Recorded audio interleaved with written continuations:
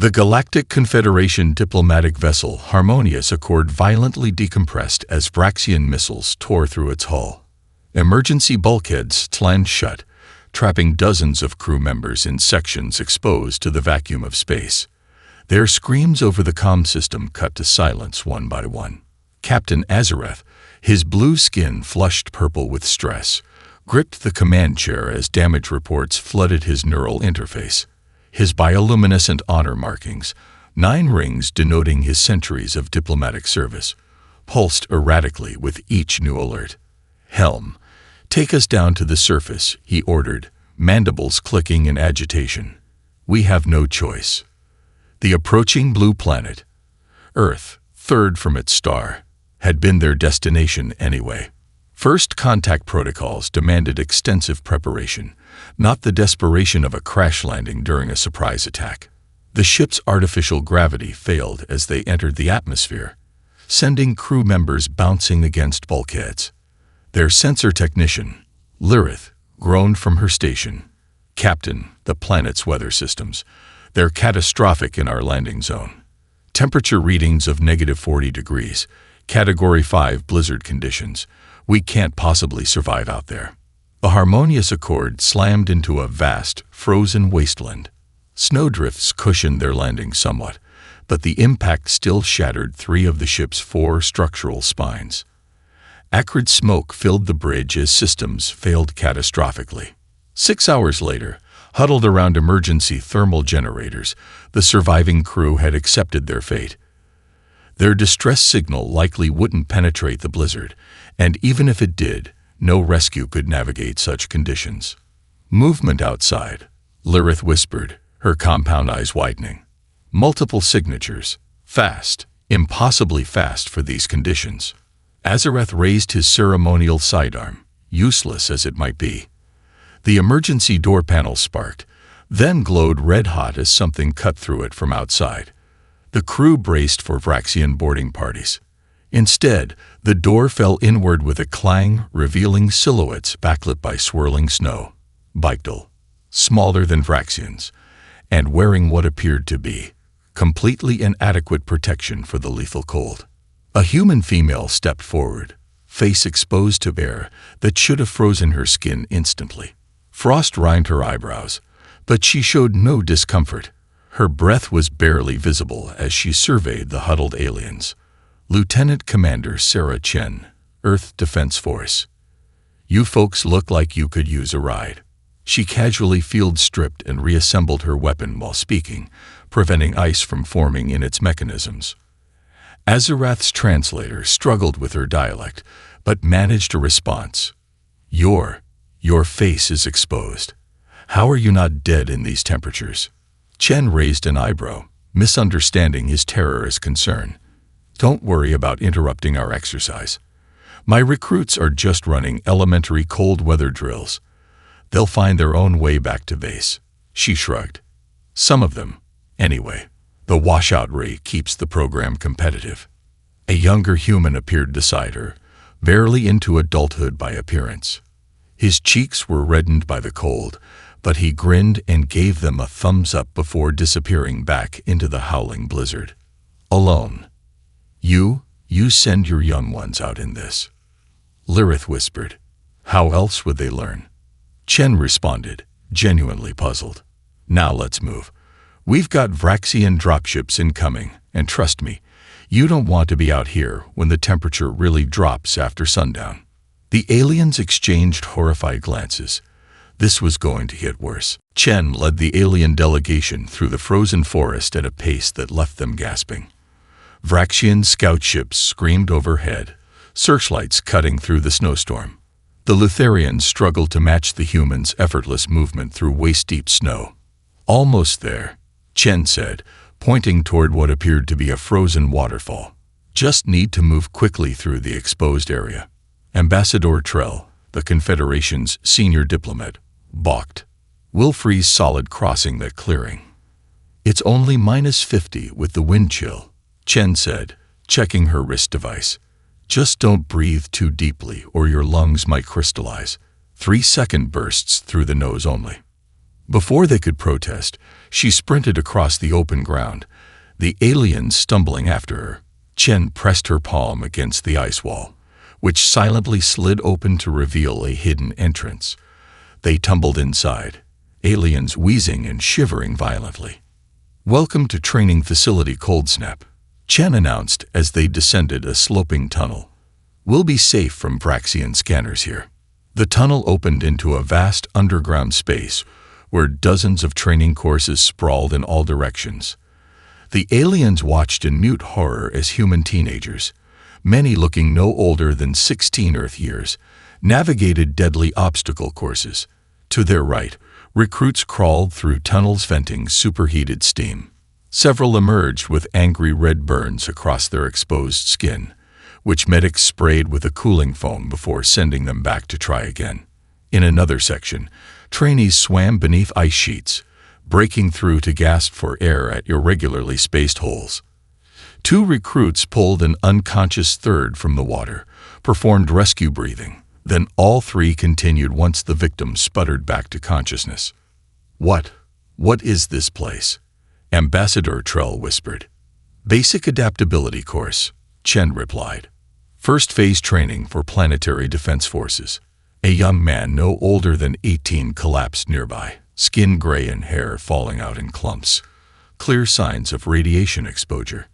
Medics rushed forward, administered an injection, dumped ice water over him, and helped him to his feet.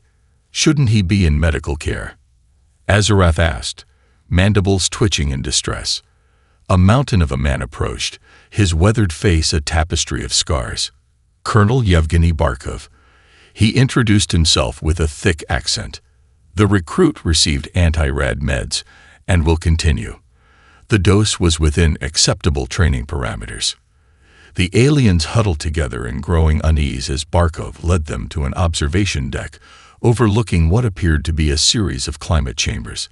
In one, blistering desert conditions whipped sand against recruits digging defensive positions. In another, trainees endured tropical downpours that flooded their trenches with torrential mud. "Your children," the Tellurian representative stammered. "You subject them to this." "Do not worry," Barkov said, attempting comfort. "This is just elementary stuff. The washout rate is only 30% these days." The diplomatic translator malfunctioned, struggling to convey the concept of voluntary training with acceptable casualties to the alien delegates. "Washout?" Trell asked. "You mean failure?" "Sometimes failure, sometimes injury," Chen clarified. "Occasionally death, though we've gotten better at preventing that. Better to learn limits here than in actual combat." A human instructor approached with refreshments. The aliens accepted gratefully until they realized the beverages were heated to just below boiling point. "Perfect temperature," the instructor said cheerfully, taking a long sip. Azarath stared at the humans, his worldview crumbling. "This is how all your warriors train." "Oh no," Chen laughed.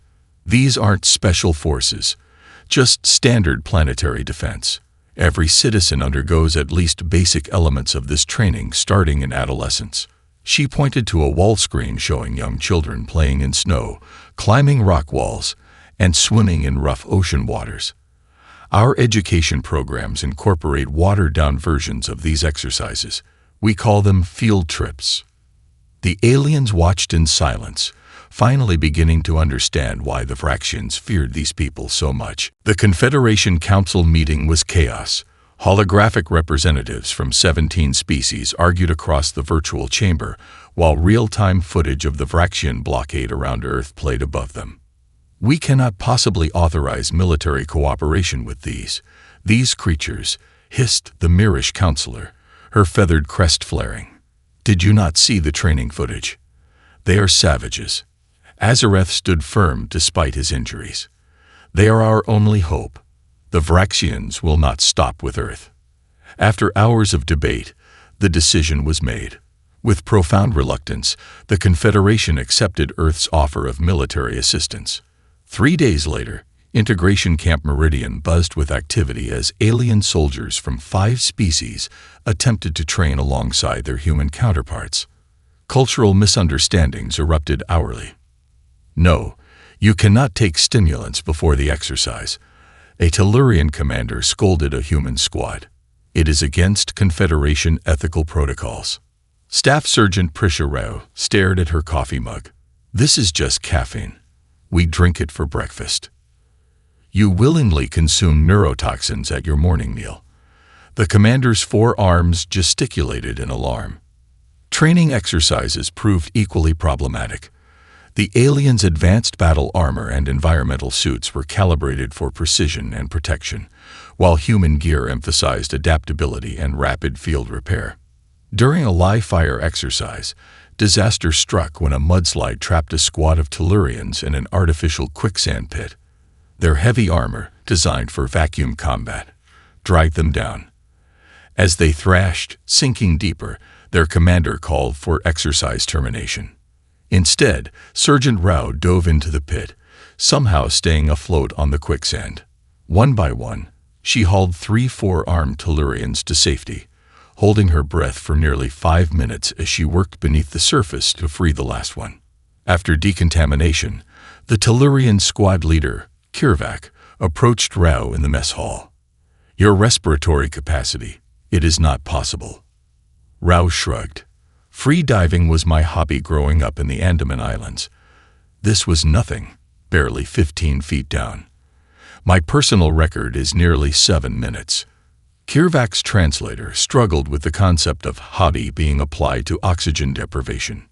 Nearby, alien soldiers watched in bewilderment as humans casually consumed foods containing capsaicin levels that would be classified as chemical weapons on most Confederation worlds. You must try this. Lieutenant Dawson offered a Mirish soldier a bite of his curry. It's actually pretty mild. The resulting medical emergency and diplomatic incident took hours to resolve. That evening, Rao found Kirvak alone in the observation deck, staring at Earth's horizon. She offered him a bottle. Peace offering.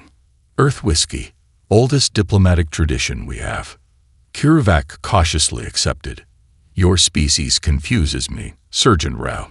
You train to endure agony, yet you smile more than any species I know. Call me Prisha. She poured 2 shots. And maybe that's why we smile. When you grow up knowing the universe is trying to kill you, you appreciate the moments it doesn't. Kirvak took a sip and immediately collapsed. Rao called medics, then finished both shots while waiting for them to arrive. Meanwhile, in the command center, General Hiroshi Tanaka reviewed surveillance footage with Confederation analysts. The screen showed Vraxian communications intercepted before the attack. They feared us before they even met us, Tanaka mused, watching footage of Earth's natural disasters. Hurricanes, wildfires, floods, alongside human response teams operating in these conditions. They saw our routine disaster response protocols and thought we were preparing an invasion force. The senior analyst nodded. By Graxian doctrine, any species that willingly enters environments such as these must be apex predators with conquest imperatives. So they attacked because they saw us. What? Running into burning buildings, sandbagging floodwaters. Tanaka laughed bitterly. No, General, the analyst corrected. They attacked because they saw your people doing these things without considering them remarkable. That terrified them more than any weapon could. On the training field, human and alien soldiers gathered around a campfire. A team-building exercise from Earth's military tradition. As the flames rose against the night sky, Kirvak, recovered but wobbly, raised his forearms. To our human allies, he declared, may your enemies never discover what you consider difficult. The human soldiers laughed, not understanding that it wasn't a joke. The mission briefing room fell silent as the holographic display revealed the target, a Vraxian forward base established inside an active volcanic system on the Pacific Rim. Steam vents and lava tubes created a natural fortress that the Vraxians had further fortified with energy shields and automated defenses. Confederation Commander Jigstall, a veteran of 17 campaigns, studied the environmental readings with growing horror. These temperatures would melt our environmental suits within minutes. Atmospheric toxicity exceeds safe parameters by a factor of 12. This operation is impossible. Lieutenant Commander Chen stepped forward. With respect, Commander, my team has trained in similar conditions at Yellowstone and Kilauea. We're prepared to take point. Similar conditions. Jigstall's gill slits flared in disbelief. The ambient temperature exceeds 150 degrees Celsius. We've developed specialized gear, Chen replied, displaying what looked to Jigstall like criminally inadequate protection. Thin cooling suits with rebreather masks. Heat management is basic survival training on Earth. After hours of argument, Command approved the mission with a compromise. Human forces would leave the insertion with minimal alien support. Dawn broke over the volcanic field as 5 transport helicopters approached under stealth protocols. From the command center 10 miles back, Captain Azarath watched biotelemetry from Chen's squad flash across monitoring screens. Their core temperatures, he murmured to the medical officer. They're well into what our databases list as lethal range for carbon-based life. The medical officer, a human doctor named Paddle, glanced at the readings. Oh, they're running hot, certainly. We'll have cold packs and rehydration ready when they return. Doctor, by our standards, they are currently cooking from the inside. Patel smiled sympathetically. Human thermal regulation is quite adaptable. Did you know some of our religious practitioners can consciously control their body temperature? Tibetan monks demonstrate. He was interrupted as the mission channel crackled to life. Eagle team in position. Chen's voice reported. Encountering heavier sulfur vents than expected. Proceeding to insertion point Charlie. The tactical display showed their path. Directly through a superheated mud field punctuated by geyser eruptions.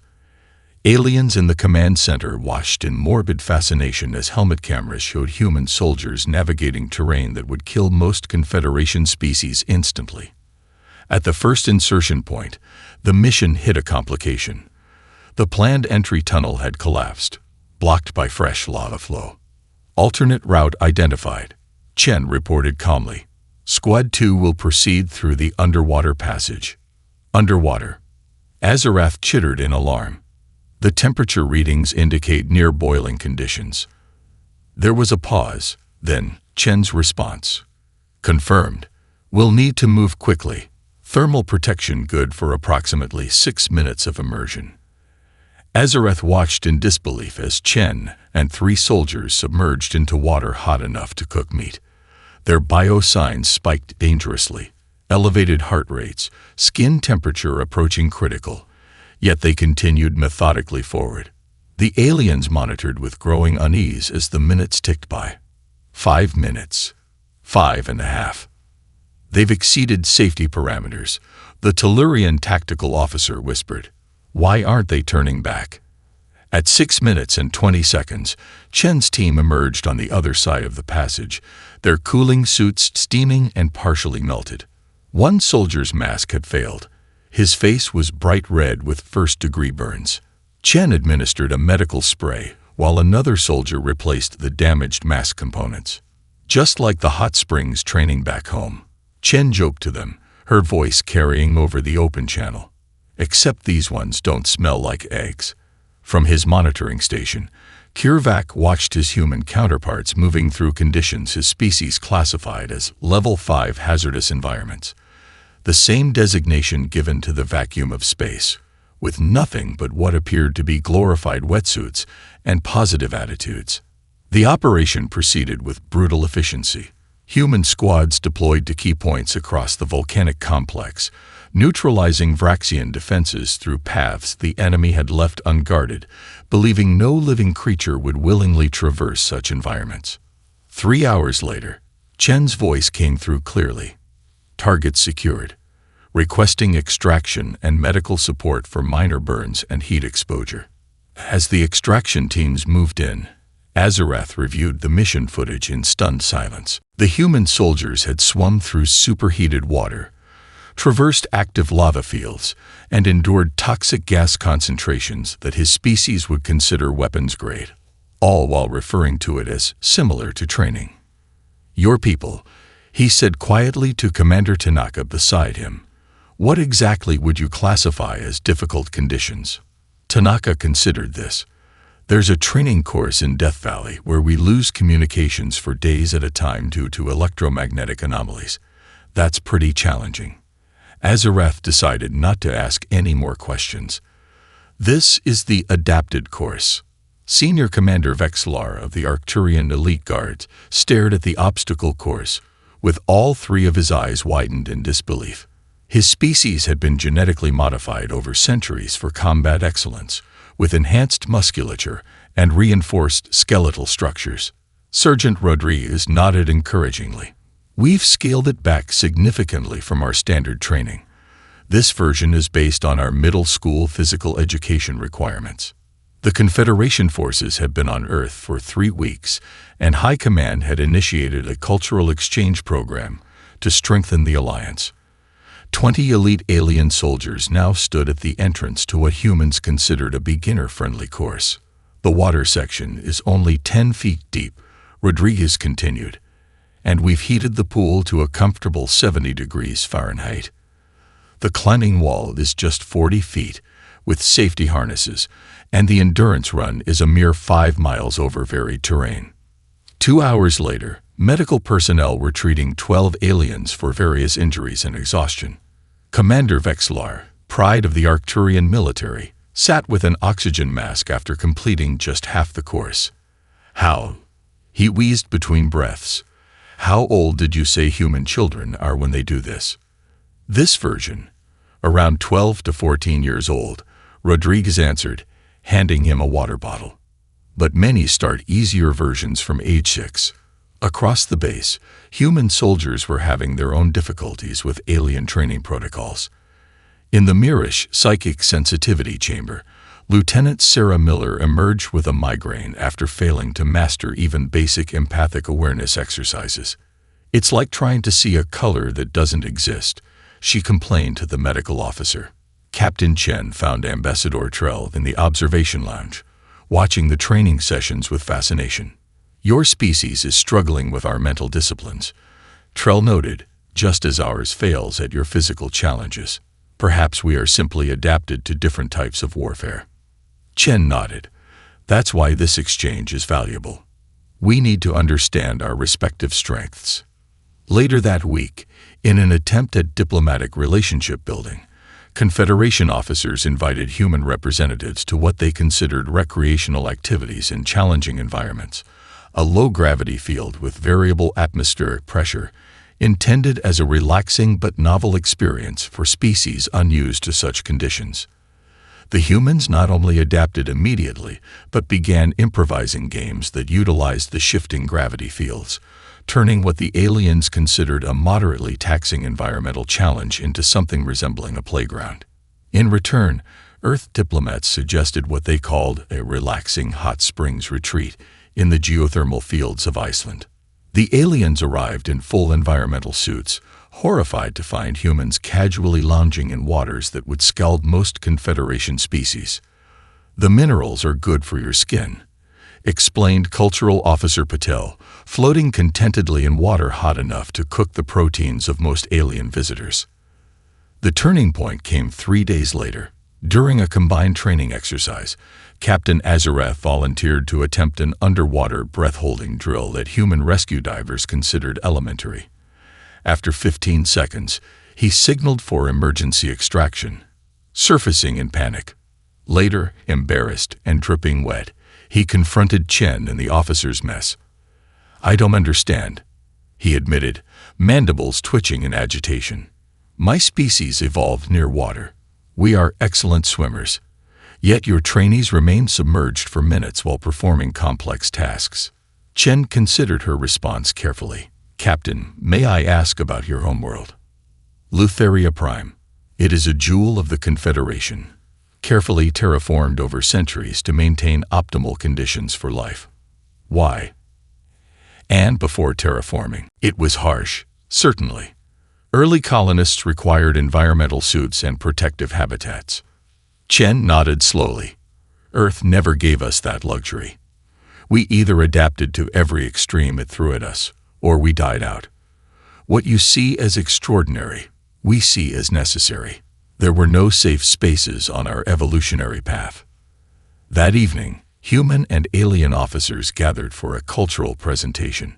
The humans had prepared educational materials about Earth's history, including footage of natural disasters throughout the centuries: hurricanes, earthquakes, volcanoes, tsunamis, alongside images of humans not just surviving but deliberately entering these conditions as rescuers, scientists, and explorers. "You returned to these places?" Kirvak asked incredulously as footage showed storm chasers pursuing the tornado. "After they try to kill you." Sergeant Rao shrugged. "How else would we learn to predict them? To survive them better next time?" The aliens exchanged glances, a new understanding dawning. The humans weren't reckless or suicidal. They were products of a world that had forced adaptation to conditions other species would simply avoid.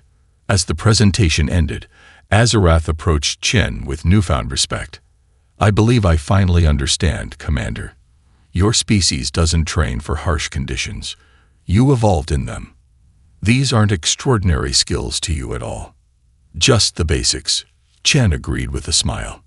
"Elementary survival." The captured Vraxian officer hissed and rattled his armor plates as human guards escorted him into the interrogation chamber. Unlike the Confederation's various species, Vraxians shared a similar environmental tolerance to humans, though evolved from reptilian stock rather than mammalian. Captain Chen sat across from the prisoner, who bore the insignia of a fleet intelligence officer. "I am Lieutenant Commander Sarah Chen. We have questions about your species' decision to attack Earth." The Vraxian's vertical pupils narrowed. "I am 3rd War Master Kvex of the Imperial Dominion.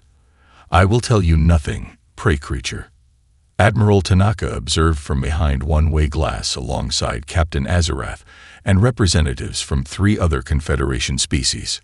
"We recovered significant data from their command ship," Tanaka explained, "but we need confirmation of our analysts' conclusions." Inside the interrogation room, Chen tried a different approach. "We've reviewed your long-range surveillance of Earth. What did your military leadership see that warranted a preemptive strike?" The Vraxian remained silent, but his neck frills flared slightly, an involuntary reaction. Chen placed a tablet on the table displaying footage of Earth. Hurricanes battering coastlines, wildfires consuming forests, floods devastating communities. "You saw a planet in constant states of disaster," she continued. "Yet its inhabitants not only survived but thrived. That frightened your leaders, didn't it?" Kvex's tail lashed once against the floor. "Your kind are abominations. No species should survive such conditions without advanced technology. Yet there you were, generation after generation, becoming stronger from what should have killed you." He leaned forward suddenly. "We watched your young ones being dropped into frozen waters, forced through burning buildings, deliberately starved and dehydrated, all while your leaders observed. What kind of species treats their own offspring this way, if not to create perfect healing machines?" Behind the glass, Azarath's mandibles clicked rapidly in realization. They'd misunderstood completely. "Elaborate," requested the Mirish representative. They observed Earth's combined military training and civilian disaster preparedness programs, Azarath explained. By Vraxian standards, such activities would only be conducted to create warriors for planetary conquest. In the interrogation room, Chen was having the same realization. "You thought we were preparing an invasion force. Your entire species is a weapon," Kvex snarled. Vraxian military doctrine classified humans as apex predators, evolved from extinction events. Your children's games would qualify as combat training on most worlds. Chen suppressed a laugh. "You mean summer camp, swimming lessons, fire drills? Mock our intelligence at your peril," Kvex growled. "We intercepted your planetary transmissions. Your entertainment broadcasts glorify survival against impossible odds. Your educational programs deliberately expose offspring to danger for character building. Even your religious practices include purposeful suffering. Later, in the command center, human and alien leaders reviewed the interrogation footage alongside analysis of recovered Vraxian tactical assessments. Their invasion wasn't aggression, it was preventative. Admiral Tanaka concluded. They genuinely believed we were preparing to sweep across the galaxy, unstoppable due to our environmental adaptability. Commander Jixtal's tentacles writhed anxiously. After witnessing your training methods firsthand, I cannot entirely fault their conclusion. A junior officer interrupted with urgent news. Admiral, we've decrypted their combat footage from the first encounters with Earth forces. The main screen displayed Vraxian helmet recordings from their initial landings in remote areas of Earth. The footage showed what humans immediately recognized as civilian wilderness guides and outdoor survival instructors, approaching the alien craft with caution, but no apparent fear. Those aren't soldiers, Chen explained to the confused aliens. They're park rangers and survival school teachers. The footage continued, showing the Vraxians opening fire. The humans, despite being under attack and armed only with basic tools, responded with remarkable coordination, using the environment to their advantage.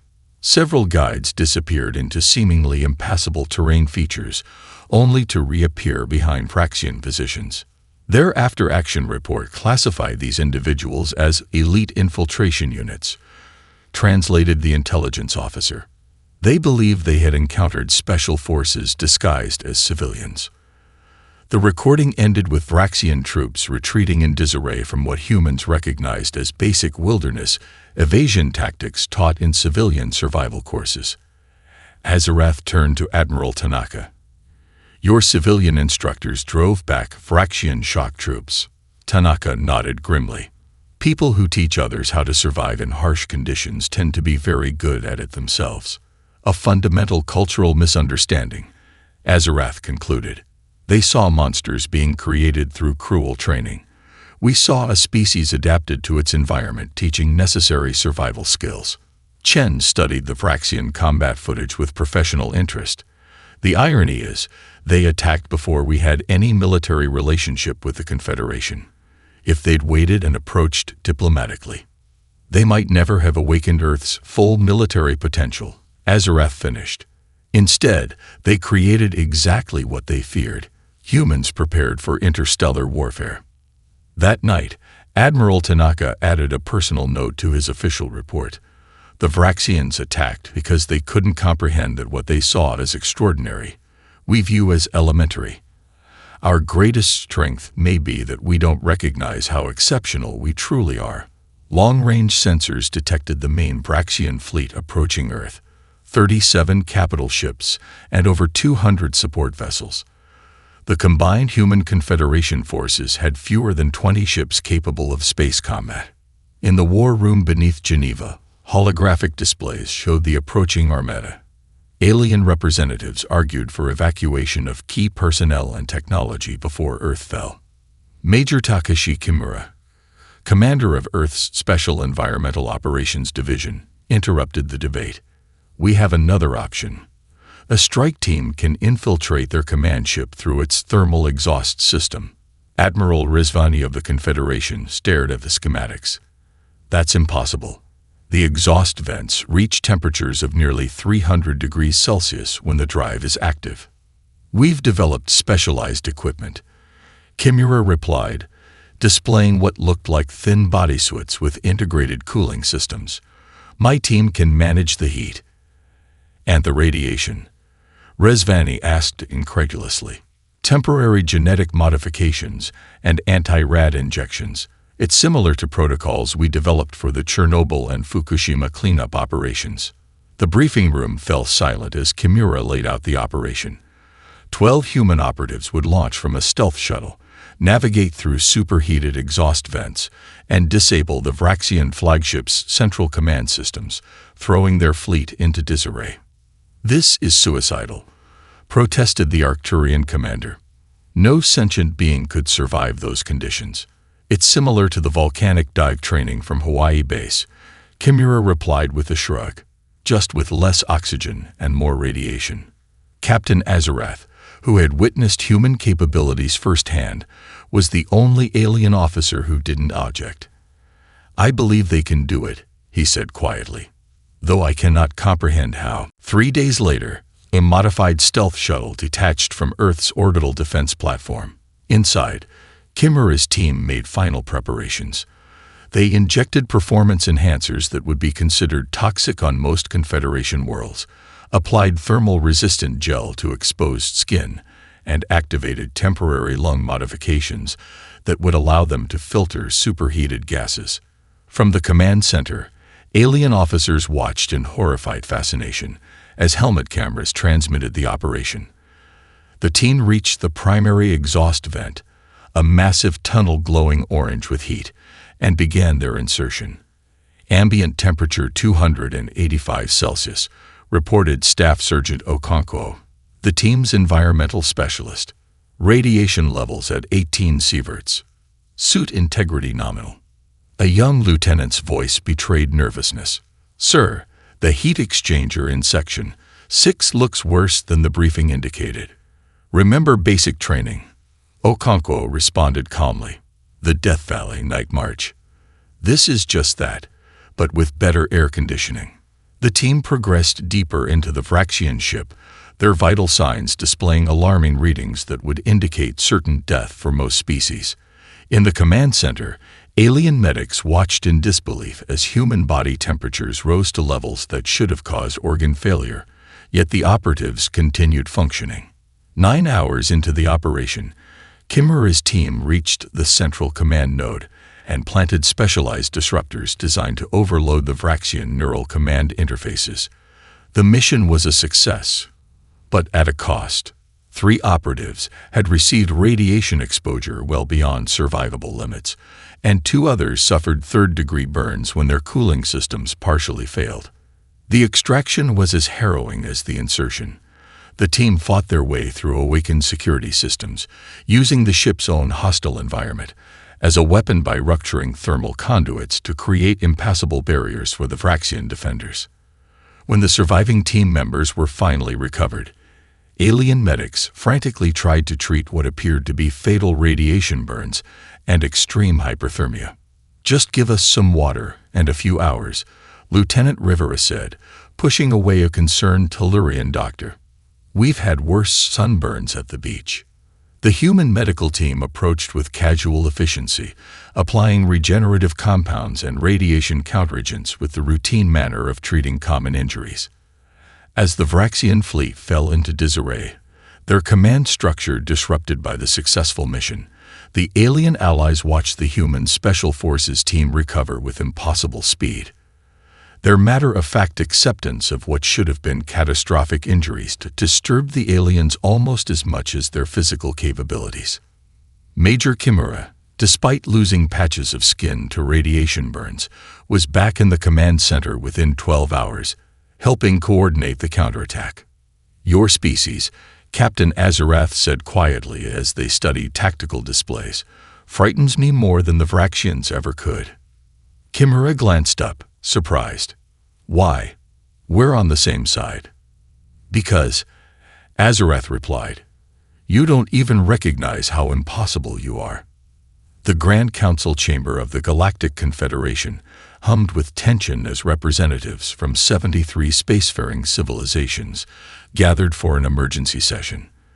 The defeat of the Vraxian fleet, previously considered the most formidable military force in the sector, had sent shockwaves through galactic politics. At the center of the controversy stood Earth, represented by Admiral Helena Reyes, and a small delegation of human diplomats and military officers.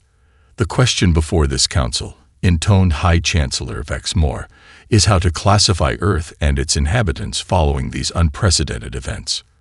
The Mirish Counselor rose first. "Our fundamental understanding of sentient evolution never accounted for a species like humans, creatures who thrive by adapting to conditions that would drive other species to extinction. I move that Earth be classified as a restricted death world too dangerous for regular visitation." Murmurs of agreement rippled through the chamber. "Furthermore," continued the Arcturian delegate, we must consider whether unrestricted human movement throughout Confederation space poses inherent security concerns. A species that considers radiation exposure a manageable inconvenience cannot be governed by standard safety protocols. Admiral Rice listened with diplomatic patience, though the humans in the delegation exchanged subtle glances at what they considered dramatic overreactions. "If I may address the council," came an unexpected voice. Captain Azarath stepped forward, his blue skin now marred by scars from fighting alongside humans. The bioluminescent rings on his carapace, now numbering 12 after his service in the Earth campaign, pulsed steadily. 3 standard months ago, I would have agreed with my esteemed colleagues, he began.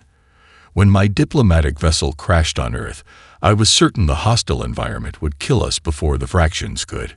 Instead, I witnessed not only survival but adaptability beyond anything in our evolutionary records. Azarath activated a holographic display in the center of the chamber. I propose not restriction, but partnership. A new Confederation military academy on Earth, where volunteers from all species can learn human resilience. Protests erupted immediately. The Tellurian ambassador's voice rose above the others. "You cannot expect our people to train in conditions that would kill them." "Not immediately," Azarath countered. "But gradually, with proper protection and medical supervision, many of our physiological limitations can be expanded." His presentation continued with a striking comparison. Footage of elite alien forces in their peak training contrasted with human elementary school children on field trips in more extreme environments. "This is not a genetic gap we cannot bridge," Azarath argued. "It is an adaptability we have forgotten through millennia of technological comfort. Humans remember what we chose to forget, that life thrives not despite adversity, but because of it." The debate raged for days. Some species insisted humanity was too dangerous to integrate fully into galactic society. Others saw opportunity in what humans might teach them. Eventually, a compromise was reached. Earth would join the Confederation with special status, and a limited training program would be established for volunteer alien military personnel.